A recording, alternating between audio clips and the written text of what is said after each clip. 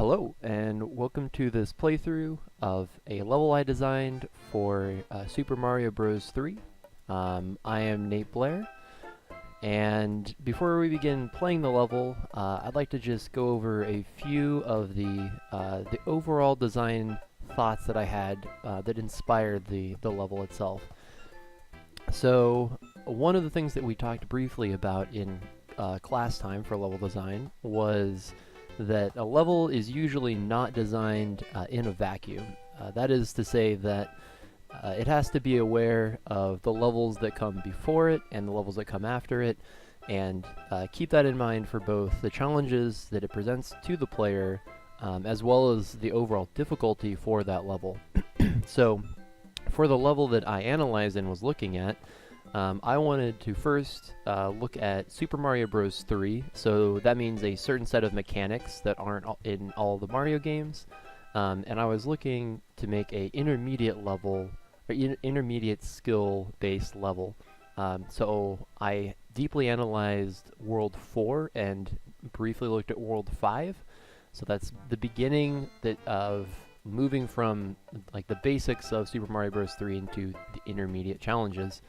So some of the things that I was considering were advanced platforming and introducing advanced platforming, and the ability to deal with more than one challenge at a time. So being presented with enemies as well as platforming over different heights and spaces.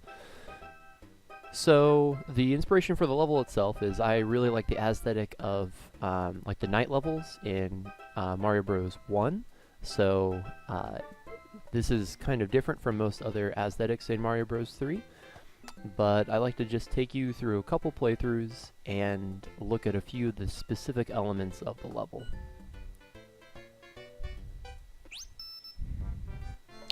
So to start off, the player has this open space to just have a moment to breathe before the level really starts. So you're presented with a few early enemies, and then your first real platforming challenge happens here. And to go with the aesthetic of the level, I chose a star as this first introduction to the level.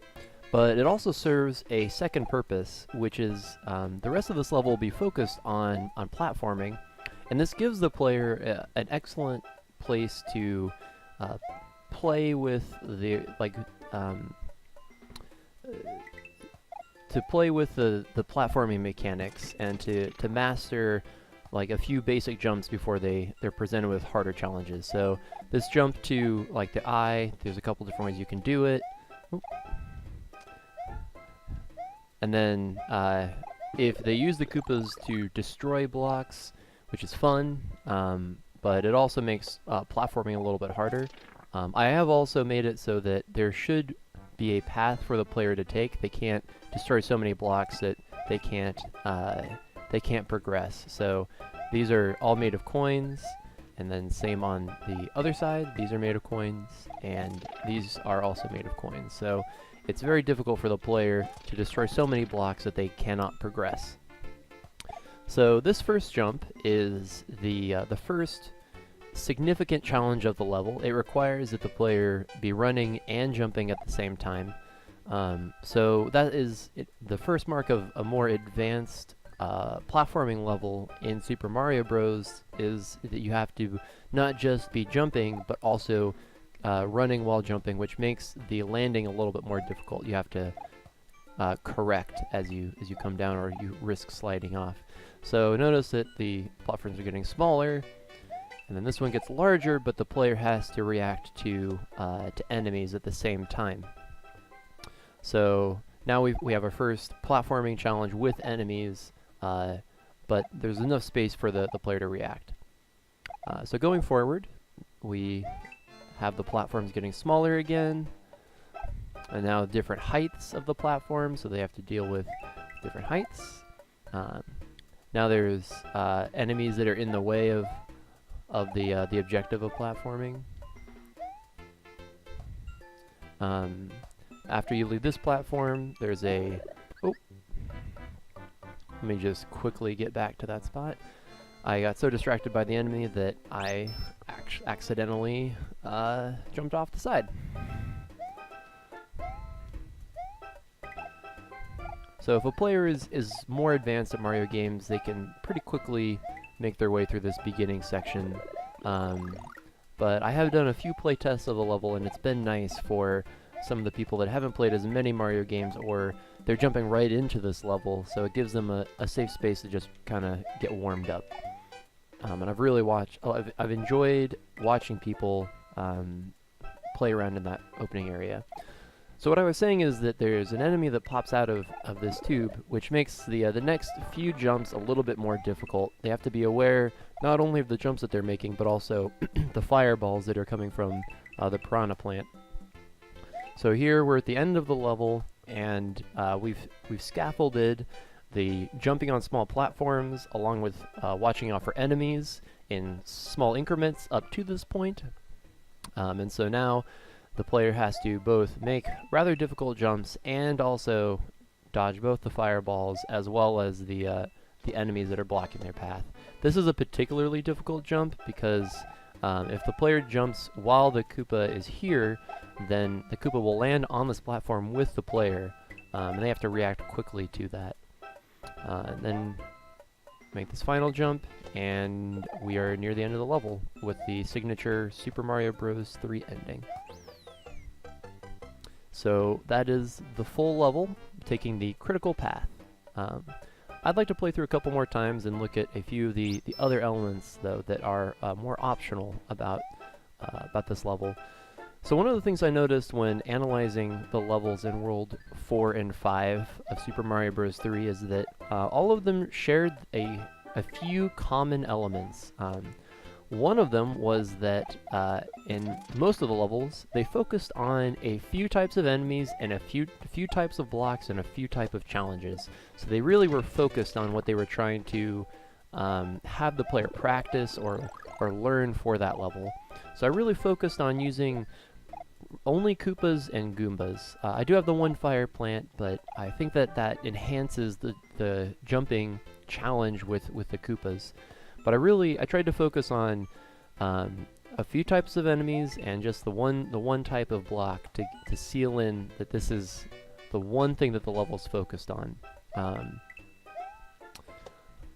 I also was looking at the total time it took me to complete an intermediate level, and I was a little surprised to notice that it took me about 45 seconds, 30 to 45 seconds if I really sped through a level to complete like a World 4 level.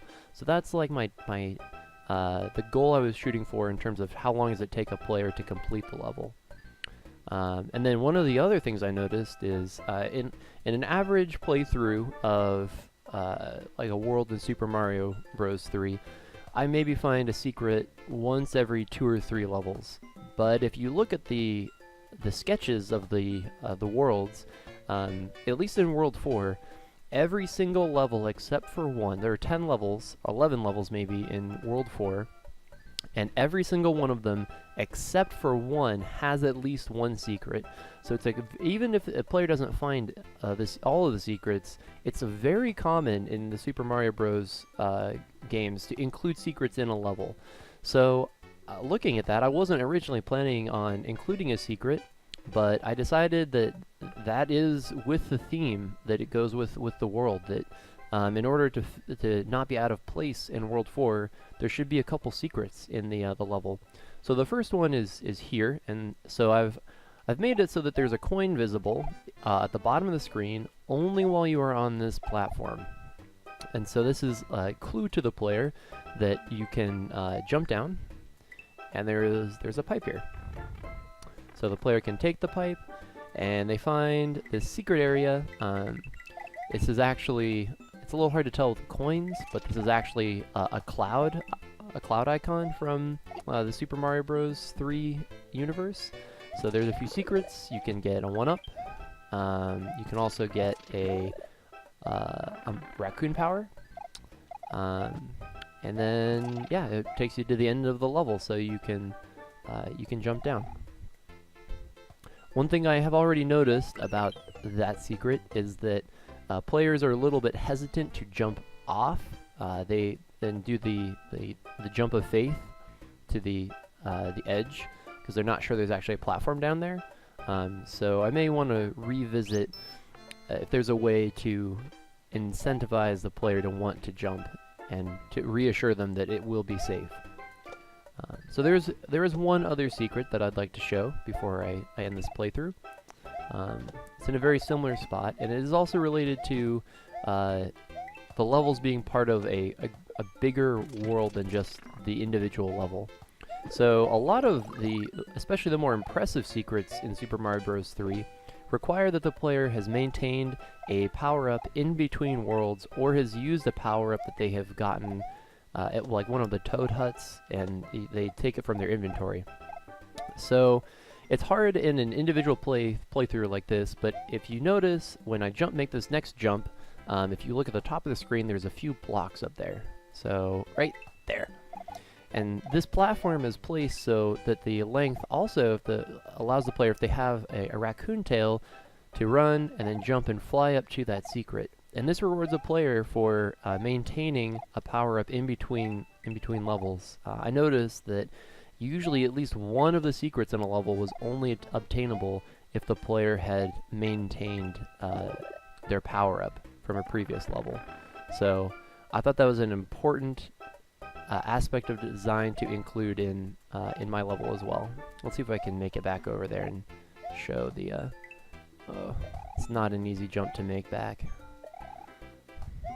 I'll try a run and jump. Oh, we can make this. Oh, that's a tough jump too.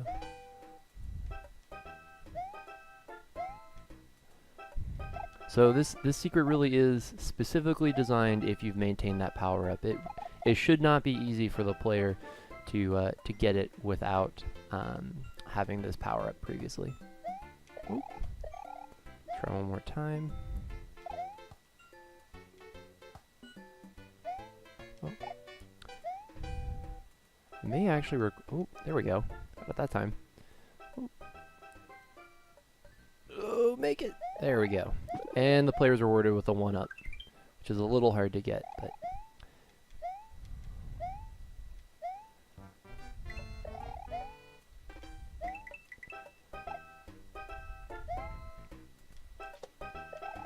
Almost died there. I've also included coins for most of the important jumps in the level, just as in the usual Mario fashion, to try and guide the player where they should be making their next jump. Yeah, so thank you for taking the time to look at my Super Mario Bros. 3 level. If you have any feedback, please leave it in the comments section.